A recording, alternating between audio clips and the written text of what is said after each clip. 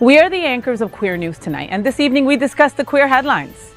AIDS Healthcare Foundation sues Florida Health Department over ADAP eligibility cuts, warning 10,000 people could lose HIV medication access statewide. BAFTA nominations bring relief to LGBTQ film fans, recognizing Wicked for Good, Pillion, and broader queer representation after Oscar snubs.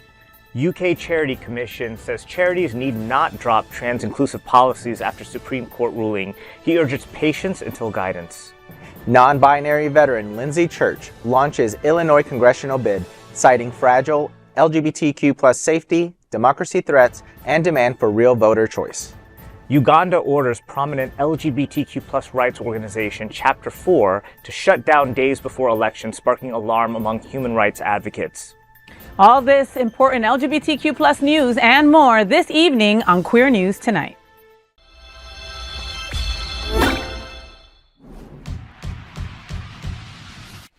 Welcome to Queer News Tonight. This is the world's first and only LGBTQ+ daily news television show, broadcasting live and available on demand on your favorite streaming channels. Analytics company vidIQ has certified the Queer News Tonight YouTube channel as the world's most popular LGBTQ streaming news show. Our queer stories have reached over 11 million views. We are proud that Queer News Tonight has more YouTube subscribers than any other LGBTQ brand in Florida. We thank you for watching and supporting our voice in our rainbow family. There is no other news program in the LGBTQ world like Queer News Tonight. That's right, Jason. It is Wednesday, January 28th, 2026. We are live and literally out of the closet and into the headlines. So many of your important stories we will tell this evening on Queer News Tonight.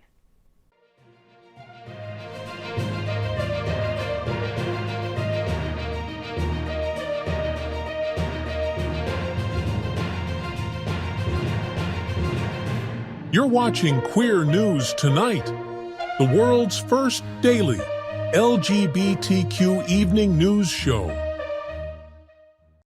Welcome to the world's most important LGBTQ+ evening news show. Hotspots magazine Happening Out television network is a nonprofit 501c3 media company in the same model of PBS and NPR, but created for the LGBTQ+ community. Our nonprofit mission is to support the 11 pillars of our community. We want to inform and educate the key issues of lesbian, trans, Latino, Black, healthcare, seniors, students, faith, social justice, business, and queer culture. Help us support our diverse community. We are part of one of the largest LGBTQ nonprofit media companies in America, Hotspots Magazine and Happening Out Television Network. Hotspots Happening Out is a proud beneficiary of the 2026 Florida AIDS Walk, standing strong by our healthcare pillar. Funds raised are matched dollar for dollar in support of our HIV policy reform and educational programs, including our MSM conference. We invite you to donate and join us on March 21st to walk in support of the Hotspots Magazine Out teams. In 2026, our magazine is celebrating 41 years of the LGBTQ experience, and Queer News Tonight is celebrating our 5th anniversary with more than 11,000 LGBTQ television stories. We present South Florida's major LGBTQ events, including Pride Fort Lauderdale, Stonewall Pride, and Pride Fete. Our magazine, events, television network, talk, and entertainment shows support our mission to educate the LGBTQ and broader community.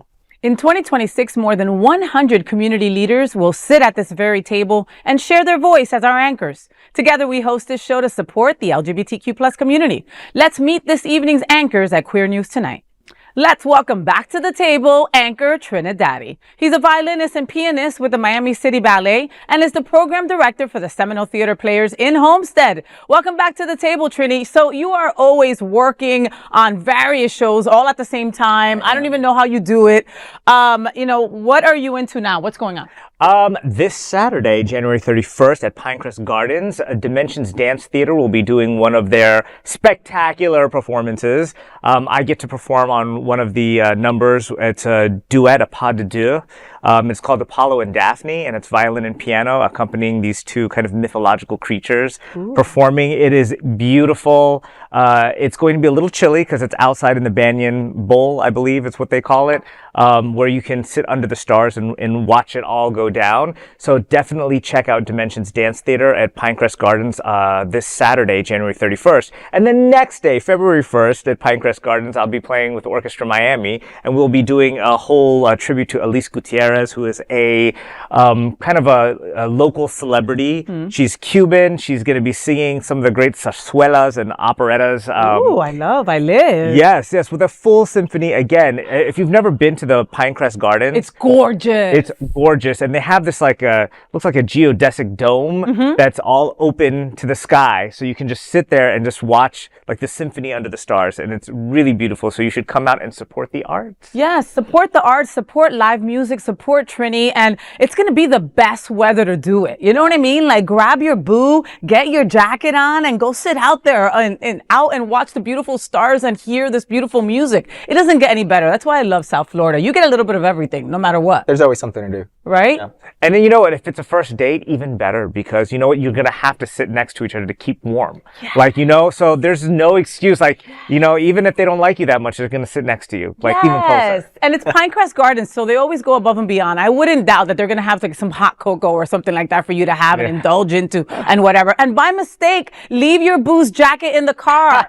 Oops, I'm so sorry, but don't worry. We could just snuggle up and listen to the music. All right. They're giving away her secrets. I'm just saying, that's how I got my wife. It'll work for you too. TriniDaddy, thank you so much for being at the table here at Queer News Tonight. Let's welcome back to the table anchor Jason Nunez. Look at that face. Look at those eyebrows. Yeah. Jason is a trailblazing leader, a passionate entrepreneur, and fierce advocate for equality. He's the president and CEO of the Greater Fort Lauderdale LGBT Chamber of Commerce. And as a third-generation minority Air Force veteran, he has served at the Pentagon, the White House, State Department, and Department of Labor, all places I'm not allowed near. Welcome back to the table, Jason. Awesome. Thank you. What do you got going on? You're another one that's got a million things going on. What's the chamber helping with this week? Yeah, so this week we're really focusing in on the LGBTQ Visitor Center. You know, there's been a lot of funding cuts, but we're really opening up the doors to a lot of our nonprofits who don't have office spaces.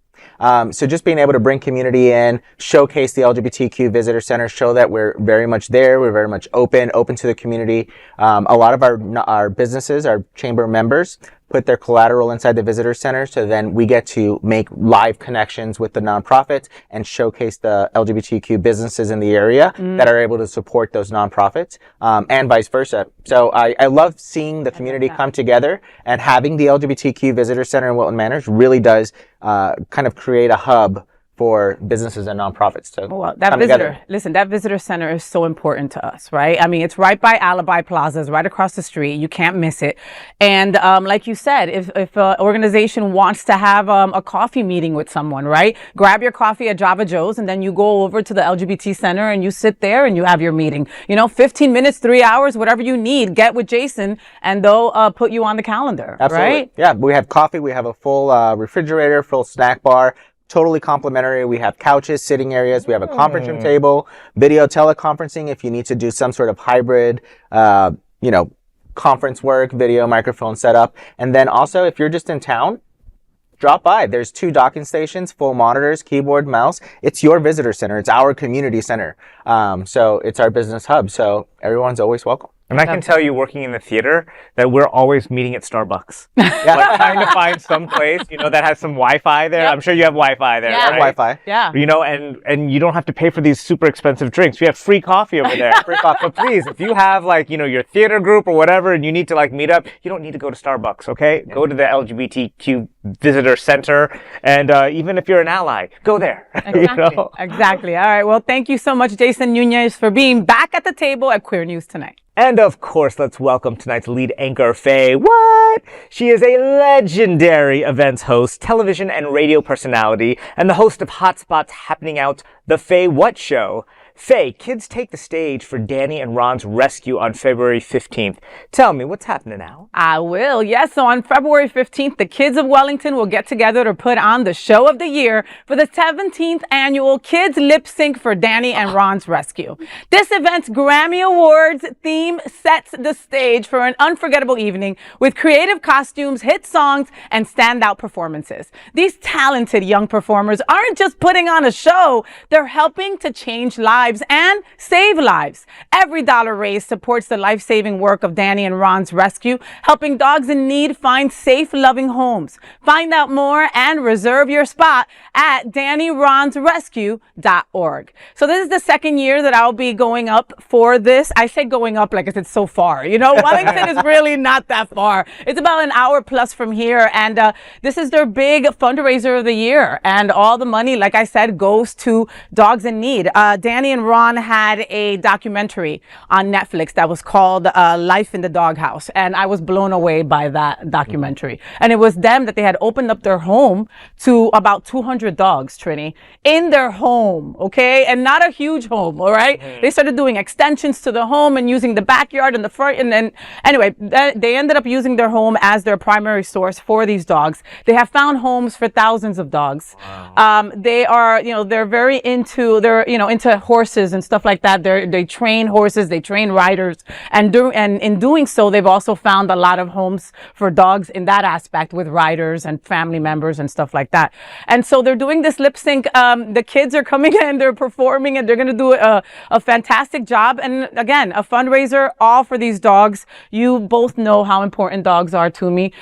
Jason, I pulled you in when they were bringing their movie down here to Fort Lauderdale, and you helped me out with that. Yeah. And they're exceptional humans. You met them. Right. Yeah, they're totally down to earth, and it's like when you talk to them, they're like, "Oh yeah, we train dogs." And when the documentary was absolutely insane to see how many dogs and their routine and their schedule of how to feed all these dogs. That was my thing because I'm all about food. But how do you feed like so many dogs? Right. But they did it without blinking an eye. Their passion, they're seriously.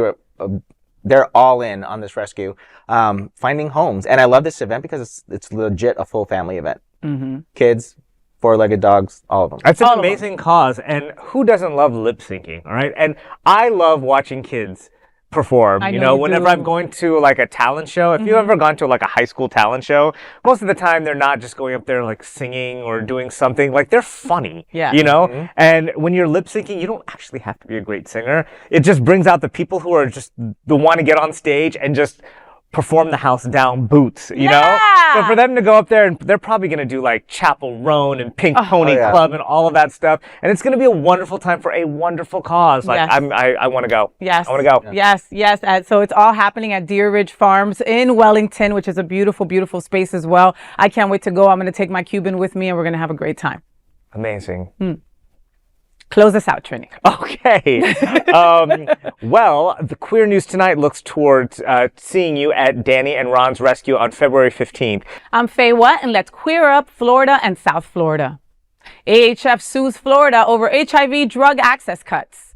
AIDS Healthcare Foundation is suing Florida's Department of Health over rule changes that could limit HIV medication access for an estimated 10,000 people across the state.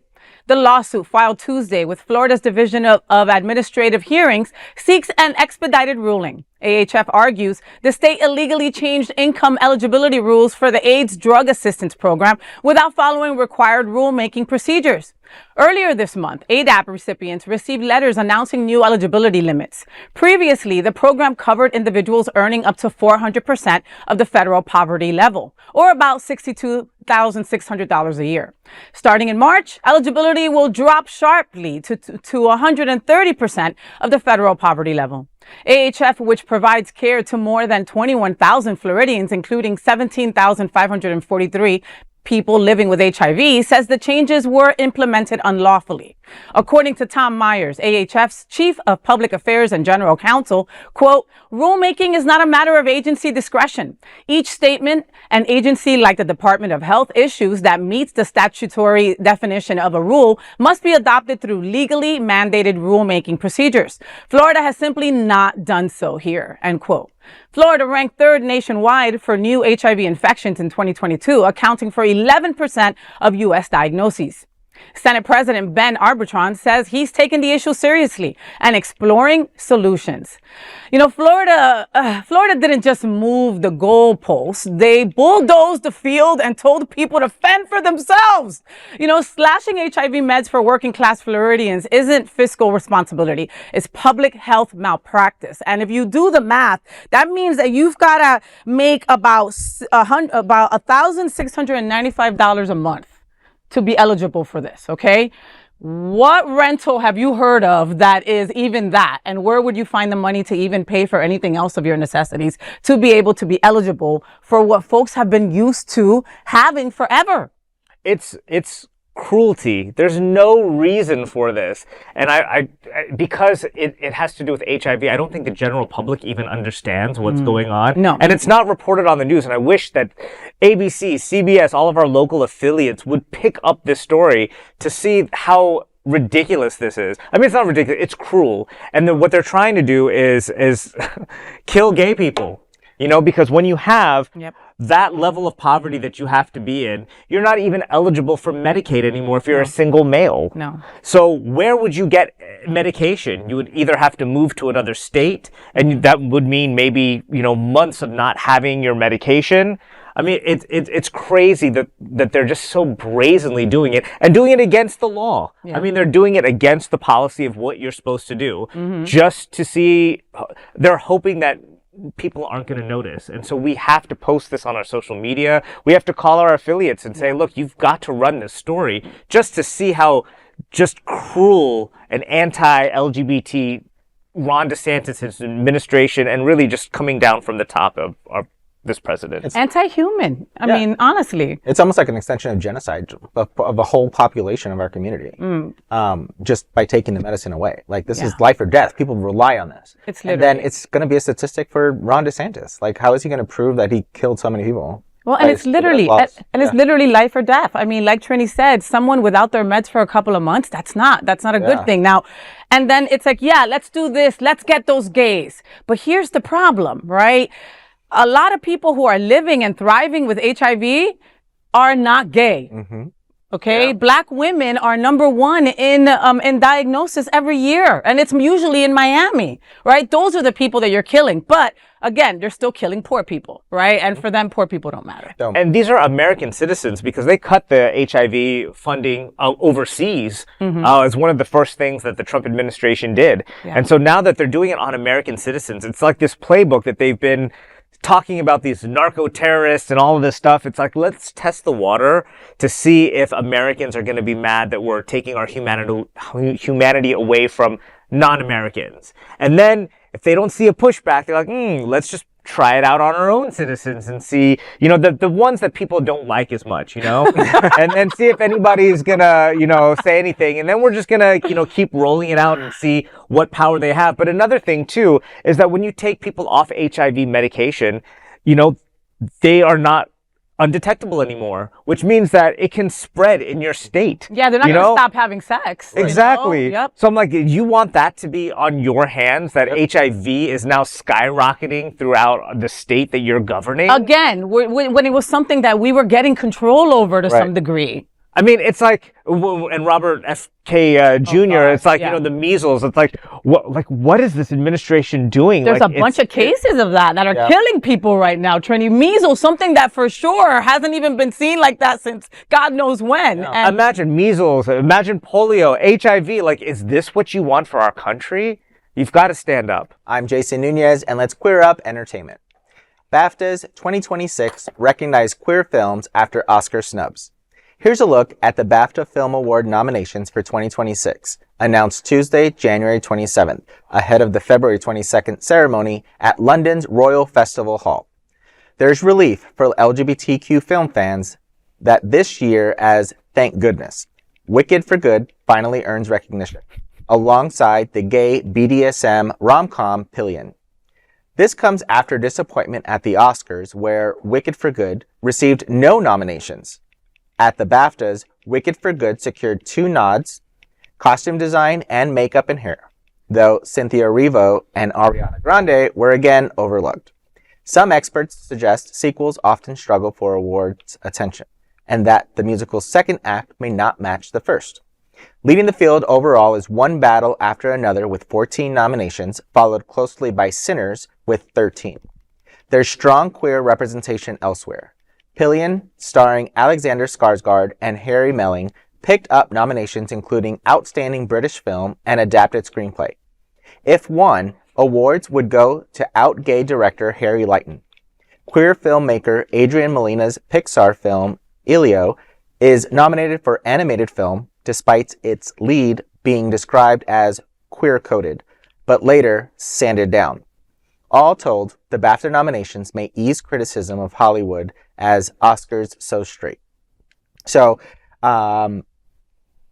it's good to see that there's advocacy to highlight our queer films, but it's still kind of disappointing to not recognize the talent that we bring to the table at the BAFTAs. So yeah, did you see any of the movies that they mentioned? Wicked for Good and Pillion. I saw those. You saw Pillion? I gotta see that. I heard that was amazing. It was really, really, really, really good. Yeah. Alexander Skarsgård has a special place in my heart. Like I will see anything that he's in, and I saw some of the pictures from it. Look how you smile. Look at you. You're giddy. You're giddy. You know, I'm a huge True Blood fan, and you know, he just cemented his place in he imprinted on me. So anything that he's in, and he's so queer friendly. He even walked back some statements the other day. Like he said something about, I don't know, he was cheeky about like art imitating life or something like that. And then he had to walk it back when they were like, so you're bisexual, right? And he was like, I was talking about the movie, you know. I think that he's got something inside of him. And and you want to take it out. I want to be the next, you know. So I want to see that. And then I do have a little beef with the Wicked for Good thing. Okay. I knew you were going to say something about it. You know, because look, it was great. I loved the second part of it. The second one? I loved both of them. They were both great. But the problem is, it's not really a sequel. It was one movie. Yeah. It was one movie, and they cut it in half. So, like, all the costumes, like, kind of the same. The lighting is the same. The directing is the same. So, I think it's kind of unfair for them to be nominated and for all of that last year, and then also take away from other people this year when it was the same crew, it's the same everything. Like, it was even filmed at the same time. Exactly. So to me, it's not really a sequel. It's the same movie, and get your awards last year. I don't know. Well, and a sequel, I mean, and again, and the movie's so damn long, both of them, okay? You could go see this play, right, that this is based on, and it would have been less time with intermission and going to check out my car. You know what I mean? Like, it was just ridiculous how much longer. But I think that people got a Wicked fatigue. I think that people were just over even Cynthia and Ariana, even their love. You know what I mean? Like, initially we were like, oh, that's kind of cute. Oh, yeah. But then it was just so much and everywhere. You know what I mean? And maybe that was it. I mean, because, but also, you know, let's give it up for the BAFTAs for doing the damn thing, because, I mean, again, they're doing what the Oscars are too afraid to. You know, let's be real, right? I mean, I love me Sinners. Did you see Sinners? Not yet. Oh, both of you will love it. I keep seeing it. It's on my queue, but I haven't seen it. You got to see it. I mean, Michael, what is it? He's Michael Jordan. What's his middle? Michael B. Jordan. Michael B. Jordan. Yeah. B is for B is for Support queer films, okay? And watch Pillion, because I definitely am going to after I saw Jason's reaction to that. So I'm TriniDaddy, and let's queer up trans rights. UK charity Watchdog, don't rush to exclude trans people. The UK's Charity Commission has confirmed that charities do not need to abandon trans-inclusive policies following the UK Supreme Court's ruling on the Equality Act. In April, the court ruled that the Equality Act's definition of sex and woman refers to biology, but stressed this was not a, quote, triumph of one or more groups in our society at the expense of another, end quote. Despite this, some charities have begun excluding trans people from single-sex spaces, including youth charity Girl Guiding, which barred trans girls from its groups. Charity Commission CEO David Holdsworth urged organizations to wait for legal clarity before making exclusions. He was responding to an open letter from Third Sector against transphobia signed by hundreds of charity workers. The open letter warned, quote, "We are concerned that other organizations may now feel compelled to exclude trans people, even when this runs counter to their values," end quote. Holdsworth said charities should await the final statutory guidance or seek legal advice. Legal experts say the ruling alone does not require exclusion. Barrister Oscar Davies said equality law is, quote, permissive rather than exclusionary. The Equality Act is meant to be a shield rather than a sword, end quote.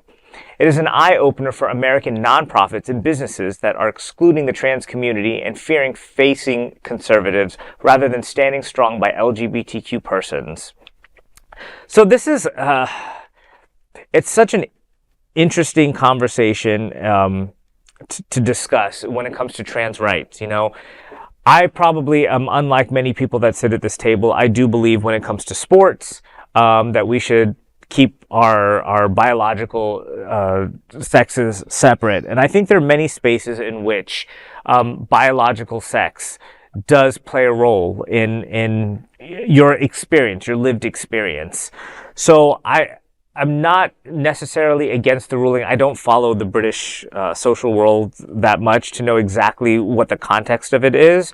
But I think what they're saying is, like, don't fear conservative anti-trans groups, in that just because you may not want a certain group of people or you don't feel like they align doesn't mean that you have to completely exclude them. You know, just because you may not feel that a trans woman doesn't have necessarily the same experience as a biological cisgendered woman doesn't mean that they can't coexist in some way. So it doesn't mean that you should kick them out. It means that, hey, we should have more conversations about this. And maybe there are some people that do fit that, and maybe there's some trans women who don't fit that. And so maybe there needs to be a little bit of awareness on that not every trans person is the same. Some people transitioned way later on in life. Some people transitioned way earlier in life. Some even prepubescent. So, you know, I think what they're trying to say is, like, don't put a one-size-fits-all approach. Let's think about every situation. Let's think about the humanity of everybody, and let's not call out every conservative group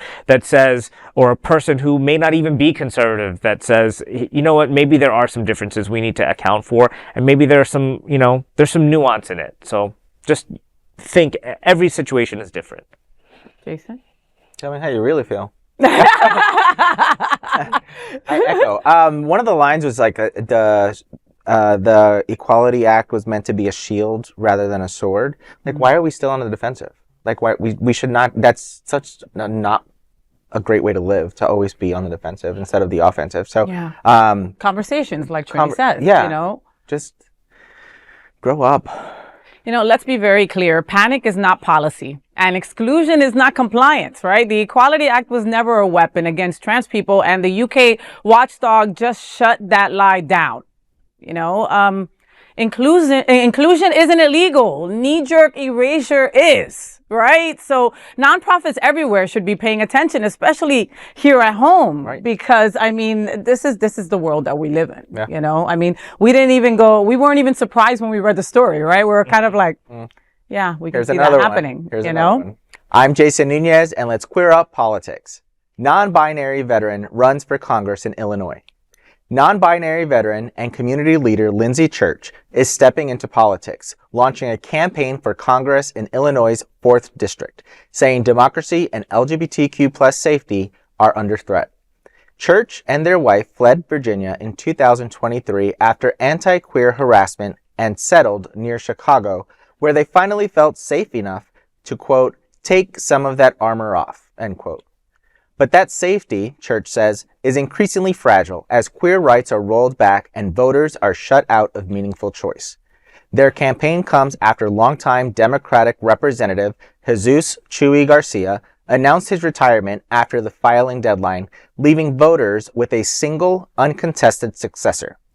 Church said the community and the country deserve real choice, adding that the decision was, quote, made for us without casting a single ballot, end quote. A veteran who served under Don't Ask, Don't Tell, Church has seen LGBTQ+ voices erased before and is determined not to let it happen again. They ask, if not us, then who? And if not now, when? For Church, the campaign is deeply personal and unmistakably defiant. So Lindsay Church is a longtime actual friend of mine. We served together in DC with Minority Veterans of America. I served as their executive assistant. We went through the halls of Congress advocating for minority veteran rights. So they are very well versed in congressional language. I was super excited to see this. And when Lindsay says they felt safe enough to take off that armor, they can take a lot. So for them to feel safe in Chicago, kudos. I'm glad they found home. And then now running for this fourth seat in Illinois. I don't live there, but I'm super excited for the residents because they're going to have a true advocate there. So kudos to Lindsay. And this is overdue, I think, to have someone who is non-binary representing us in this district in Chicago. I think it's a wonderful thing. They survived, I'll say that. Don't ask, don't tell, like you did. Right. Jason, I have to, I can't pass saying that, do you think that gave them more fuel to know to be intentional about, I need to run for office and protect and try to help more people this way? Super intentional. They are super intentional. They do everything with purpose and impact. And they take all of their experiences, lived and those who they support through Minority Veterans of America, through all the other military advocacy organizations that they support. They're going to be great in the halls of Congress. Are you saying that, I was a little confused about the story, is that the Democratic, was it a representative? Representative. Like stepped down after the filing date for somebody to jump into the race. So now that it's open and Lindsay is now against, are they uncontested now? I wasn't sure. Yeah. Yeah. Like, do they get to run now uncontested, or now that this person dropped off? So now when the person announced their retirement after the deadline, so presumably they were going to run again. So they were going to run uncontested because nobody goes up against a sitting representative unless it's super dramatic. Yeah. But since he announced his retirement after the deadline, they were able to go in. So right now, I'm not sure if they actually have. If there are other competitors or any challengers. Right now, any challengers. Or if there's time to even sign up to run. Right. Like that. Yeah. So I wish Lindsay the best, and I hope that they will bring in the advocacy that we need in this country at the time.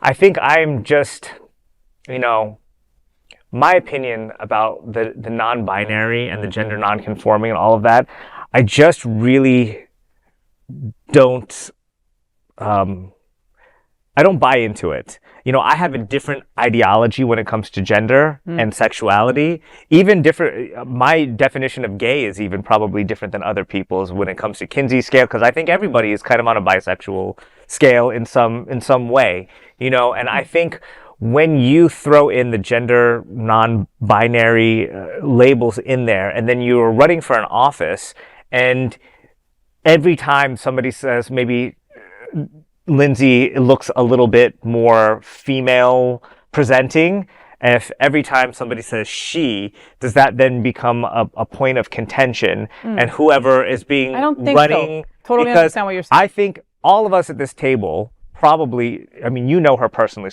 or you know them personally, but I'm sure that in general conversation, like, this is going to happen for even queer people, that they would say maybe she instead of they. Of course. And how this affects it in politics, there are other non-binary folks that are already and have been running, and many of them will acquire another like she they, right, and just allow folks to just say use it at will. Do you think that in this environment where we're fighting such a culture war, that is something that's going to be a negative with the general population? It could be, but I don't think that they care. They still want to run on who they are, right? On their individuality, and what makes them them. And they are non-binary, like you are M and I am F, just that. Yeah, I think it's also the response, in my experience with Lindsay, early on, when I was a baby gay, when I met them, I made that mistake often because it was just it was just quickly, oh, she this, she that. Yes. And many do. And many do. And meeting someone like that allows you to practice and get that correct for them. Right. But I think with that, I think Lindsay has the character to make it into an education campaign and to not be a Republican and, use it as, they're offending me on purpose. You don't know my pronouns. Well, I mean, I just think that when you say an education campaign, I think there's just a lot of people who are educated, but they just have a different ideology, or they have a different religious idea, or they have, and they're not wanting to be educated. They just want to be respected for the ideology that they hold. And they will vote for them. Yeah. But even if I don't have that, or believe in that ideology, that doesn't mean that I wouldn't vote for this person, because I'm looking at many other things. I really don't care how they identify or who they sleep with or anything like that. I think just where I am, is just I want to win. I'm tired of losing. Like, we've been losing so much that I'm just trying to win and make sure that we are putting forth candidates that can really affect change. I'm afraid to ask this with you, because then it's going to turn into a big thing, So should they hide who they are and hide their pronouns because they want to get those extra votes? No, I don't think so. I think if Lindsay feels like they are the best person and they refer to themselves as I just hope that they make space for the people who would refer to her as something different and not take it personally and say, I'm not going to try to correct you. I respect that this person doesn't have that ideology. 100%. And if they call Lindsay her, that she would flip them off. Would be okay with it and just say, you can still refer to yourself how you want, because that's your ideology. Of course. But not make this an issue. Of course. That's you don't want that to take away from their campaign either, because you want them to win. No, I totally get it. I totally get it. Well, we'll be talking about this further. We'll find out about their campaign and see how that goes. I'm TriniDaddy, and let's queer up the world view. Uganda shuts down LGBTQ plus rights group before vote. A major human rights organization supporting LGBTQ plus people in Uganda has been ordered to shut down just days before the country's national election. Chapter 4 Uganda, known for defending civil liberties and queer rights, had its operating permit suspended with immediate effect by the National Bureau for Non-Governmental Organizations under the Ministry of Internal Affairs. The shutdown came ahead of an election won by longtime President Yoweri Museveni, who secured 70% of the vote amid reports of violence. Opposition leader Bobi Wine alleged the result involved fake results and ballot stuffing. Authorities, however, claimed that intelligence information showed Chapter 4 was involved in activities, quote, prejudicial to the security and laws of Uganda, end quote, a charge the organization strongly disputes. In a statement, Chapter 4 said, quote, we consider this suspension unjustified and are pursuing all available administrative and legal measures to restore our operational status as soon as possible, end quote. The move has sparked alarm among LGBTQ plus advocates, especially as Uganda enforces one of the world's harshest anti-homosexuality acts, including life imprisonment and the death penalty for certain charges. Well, if it doesn't feel like our own country is mimicking the same policies as what's going on in Uganda, there was no specific charge, just saying that, we just think that you're somehow not on the up and up. Well, what's the charge? Did they stuff a ballot?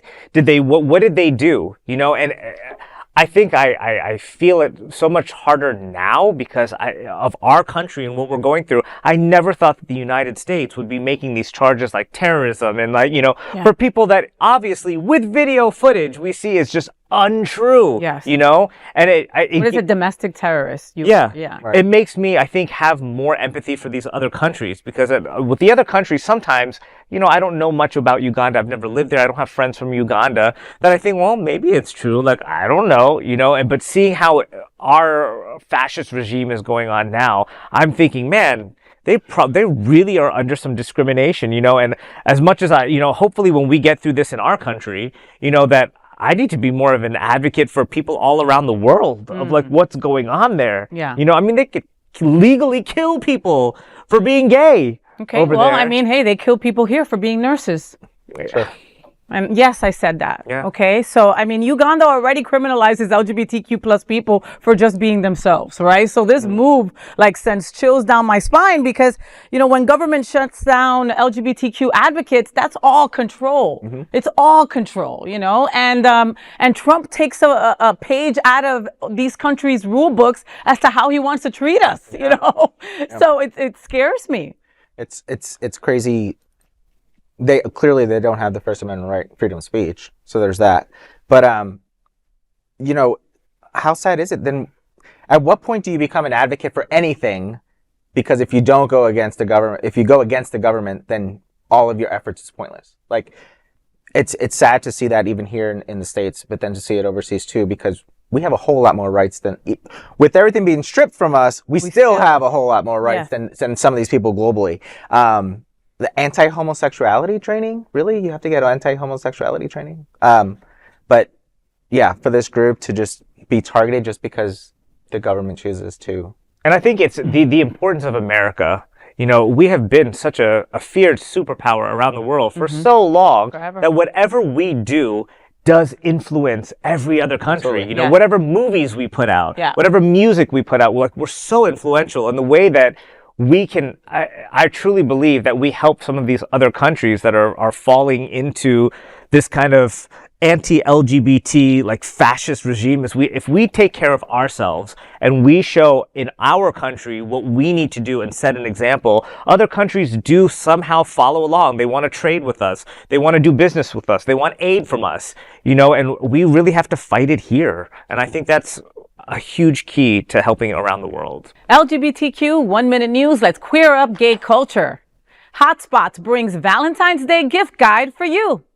Our Hotspots Happening Out LGBTQ lifestyle magazine Hotspots is back with a feature on our Valentine's Day gift guide, packed with over 30 hand-picked ideas to celebrate love in all its form. From wine, spirits, and chocolates to wellness, beauty, books, and playful bedroom essentials. Yeah. The guide encourages couples and singles alike to indulge. Editor Scott Holland curates everything from romantic movie night treats to self-care must-haves, reminding readers that if you're single, you should treat yourself.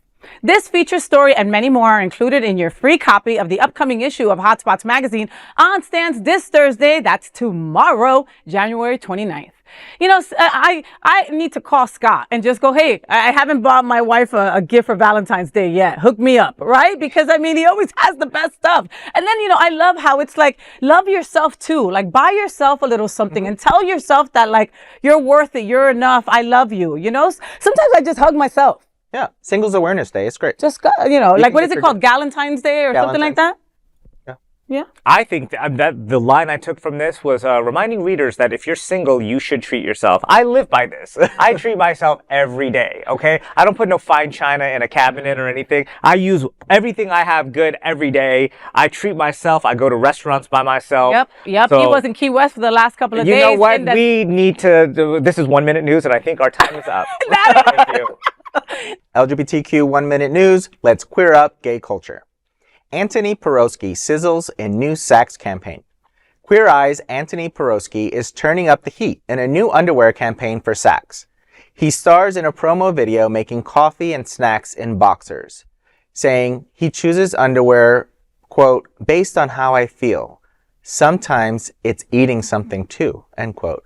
SAXX says the campaign helps men feel cool, confident, and completely comfortable in their own skin.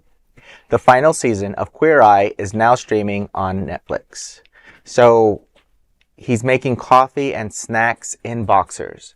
I was confused by if the snacks were in the boxers or that's something additional to the coffee and he's wearing boxers. There's some snacks in there. There's some snacks in there. Listen, so he is I think he's usually like the cook in Queer Eye for the Straight Guy. And I mean, and he doesn't eat his cooking. Look at that. Absolutely. He's got like an 8-pack. It's not even a 6-pack. Like, my God. That's some white bland chicken, brown rice and vegetables. He doesn't even put cream in his coffee. That is so unfair.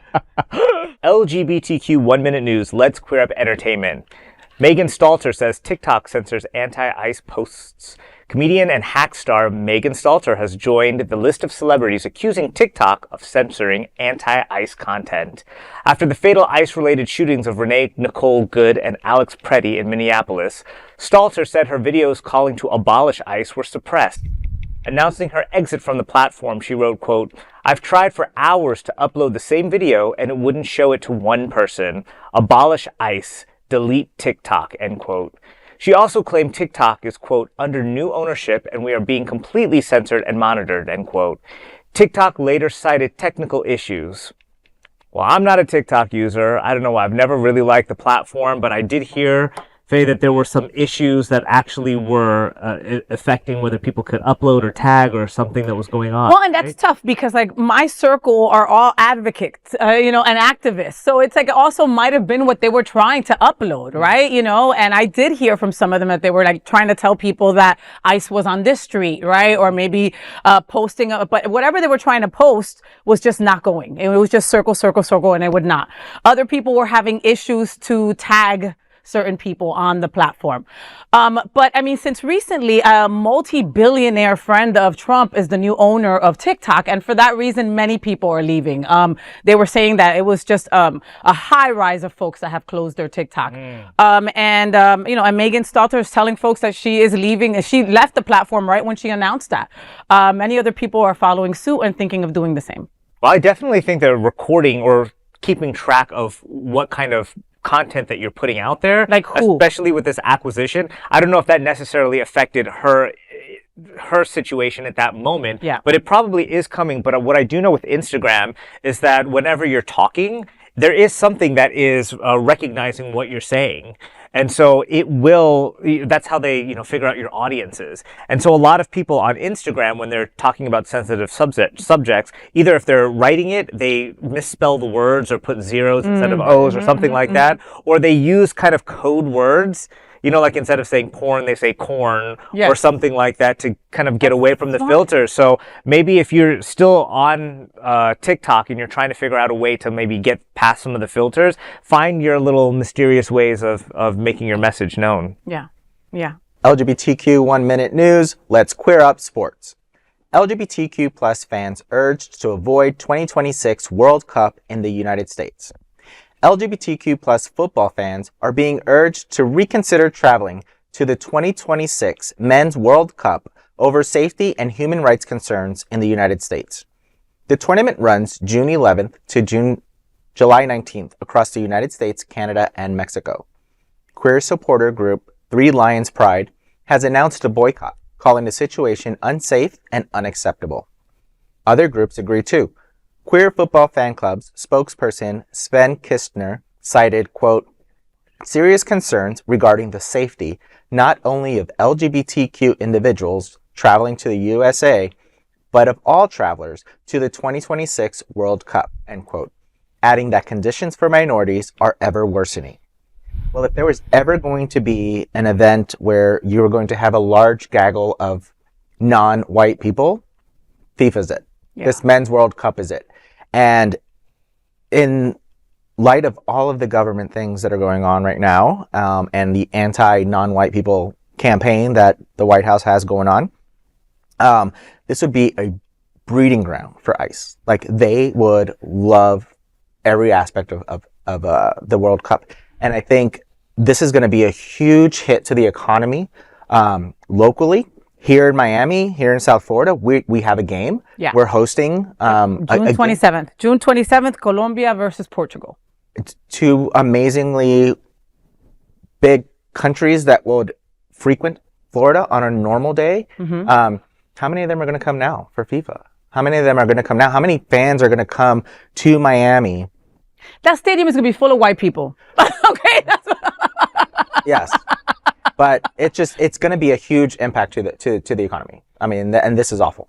And if they do, I hope that everybody in that stadium has their phones out recording what's going on. I think I think white people probably won't care until like it hurts the bottom line. Yeah. And seeing how that's going to affect like all of these major concerts and stadiums and the economies in these cities is like, all right, you know, maybe they don't care about the, you know, Pedro down the street, you know, but maybe they care about their taxes. Maybe they care about when their city is losing revenue and all the different things that are going to happen as a result of that. So. Yeah. Well, it's Miami, so they'll just find another fraud way to make money. LGBTQ 1 Minute News. Let's queer up gay culture. He-Man. He-Man's pronouns spark right-wing meltdown. Right-wing rage baiters are losing it over a blink and you'll miss it moment in the new Masters of the Universe trailer. The clip shows Adam, played by red, white, and royal blue star Nicholas Galtintine, with his office desk placard listing his pronouns as he, him.